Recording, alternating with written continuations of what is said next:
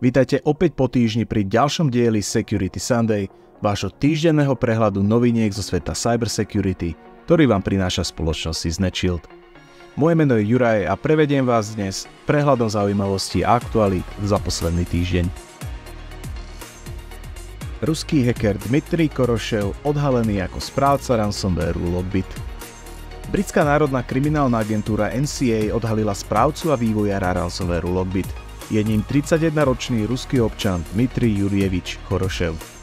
Europol v tlačovej správe uviedol, že úrady majú k dispozícii viac ako 2500 dešifrovacích kľúčov a naďalej kontaktujú obete ransomwareu Lockbit, aby im ponúkli podporu. Na Koroševa, ktorý vystupoval pod prezývkami Lockbitsub a Putinkrab, bolo tiež uvalené zmrazenie aktív a zákaz cestovania, pričom ministerstvo zahraničných vecí USA ponúka odmenu až do výšky $10 miliónov za informácie vedúce k jeho zatknutiu alebo odsúdeniu. Za všetky obvinenia hrozí Koroševovi trest 185 rokov väzenia. Za každé z obvinení hrozí aj pokuta vo výške $250,000.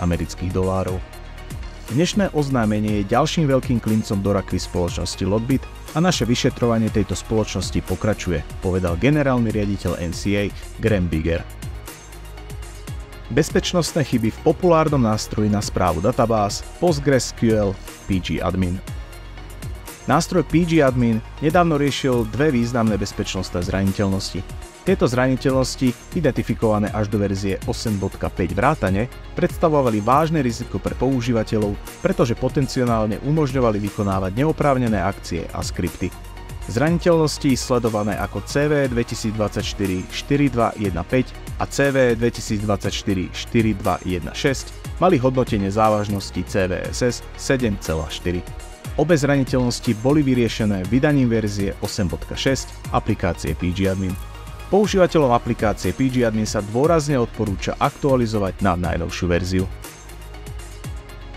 Zistená bezpečnostná chyba v populárnom doplnku Yoast SEO.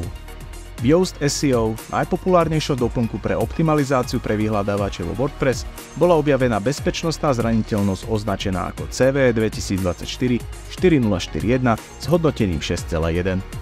Problém cross-site scriptingu vyplýva z nedostatočnej sanitácie vstupu a mechanizmov escapeovania výstupu v rámci doplnku, najmä v spôsobe spracovania adres URL. Zraniteľnosť je lokalizovaná vo funkcii Add Premium Link triedy WPSO admin bar menu, ktorá pridáva propagačný odkaz do panelu správy WordPress. Táto zraniteľnosť umožňuje neautentifikovaným útočníkom injektovať do stránky ľubovoľné webové skripty. Škodlivý skript by potenciálne mohol útočníkovi umožniť vytvoriť nových používateľov, administrátorov, injektovať backdoor alebo presmerovať návštevníkov na škodlivé webové stránky. Zraniteľné sú všetky verzie Yoast SEO až do verzie 22.5. Zraniteľnosť DHCP s názvom Tunnel Vision umožňuje útočníkom obísť siete VPN a presmerovať prevádzku. Nová technika s názvom Tunnel Vision, ktorá využíva konštrukčnú chybu v DHCP, umožňuje útočníkom manipulovať s rutovacími tabulkami tak, aby mohli úplne obísť prevádzku určenú pre VPN a potom ju presmerovať do vlastnej siete. Používatelia VPN, ktorí očakávajú, že ich VPN ochráni v nedôveryhodných sieťach, sú rovnako náchylní na útoky, ako keby VPN nepoužívali, napísali výskumníci z Leviathan Security Group.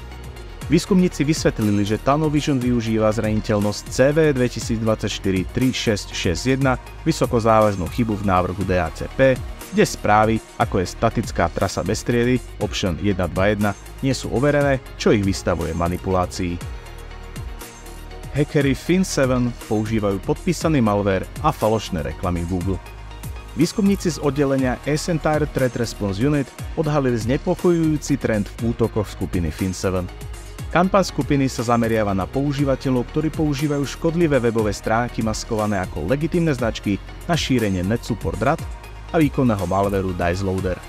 V sérii incidentov zaznamenaných v apríli 2024 skupina Fin7 vytvorila škodlivé webové stránky, ktoré sa presvedčivo vydávali za renomované spoločnosti ako sú Anydesk, WinSCP, BlackRock, Asana, Concur, The Wall Street Journal, Workable a Google Meet. Návštevníci týchto stránok sa stretávali s vyskakovacími upozorneniami, ktoré ich vyzývali na stiahnutie zdanlivo neškodných rozšírení prehliadača. Tieto vyskakovacie okná však slúžili ako zástierka pre začatie sťahovania súborov M6, čo je formát balíka používaný aplikáciami systému Windows, ktorý sa zdal byť legitímny, ale obsahoval škodlivý payload. Pri návšteve škodlivých stránok prostredníctvom spozorovaných reklám Google používatelia nevedomky spustili sťahovanie týchto súborov M6, ktoré boli dômyselne vytvorené na nasadenie Trojana NetSupport Remote Access a následne Dice Loader. Zistilo sa, že súbory M6 použité pri týchto útokoch boli podpísané spoločnosťami Software SP ZOO a Software Bytes Ltd, čo im dodávalo zdanie legitimnosti.